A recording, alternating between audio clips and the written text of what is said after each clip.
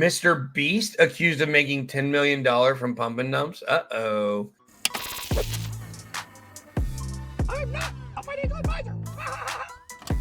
Uh-oh. The untouchable, the incorruptible Mr. Beast. No one could ever accuse him of doing a wrong thing. Oh, God. As long as influencers have been in crypto. Oh, shit. This is interesting. So this is from Super Farm, and this is Elio's project, as you guys know, probably a lot of you do.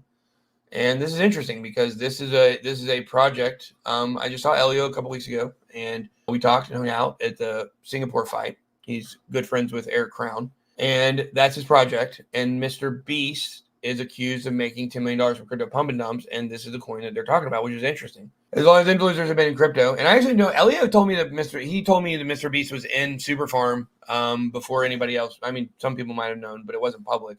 I remember when he got involved in it, I was very jealous. I was like, man, none of these people want to work with me? I want to work with people who are doing projects like Super Farm. But I wasn't doing anything like that, and I could never get them to answer the phone, and I don't have connections to talk to these people like some of these people do. But we all know several people promoted stuff, but now we got allegations of making millions from potential pump and dump schemes hit the biggest YouTuber on earth, Jimmy Donaldson, also known as Mr. Beast. They raised ethical concerns over celebrities' money at the expense of their followers. Mr. Beast allegedly makes now, but here's what I would say though.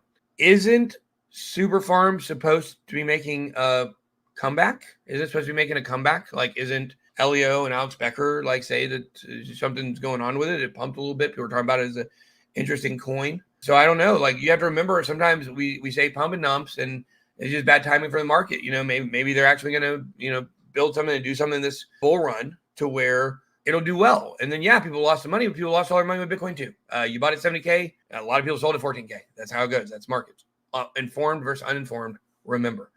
So this is the chain analysis here. There we go. This shows Lark and this guy with PMON. I don't know these other projects. VPP made. No, I don't know VPP because VPIP is a stat in poker. I don't know anything about that. I don't know who these other guys are. XCAD, AIOZ, which are AIOZ is a great project, regardless, I think. I made more than $10 million in projects like Super Poly. He was in Polychain Monsters. Wow. Used to be called Pokemon Monsters. The biggest case involves Super Farm, in which Mr. Beast invested $100K and he made $3.7 million.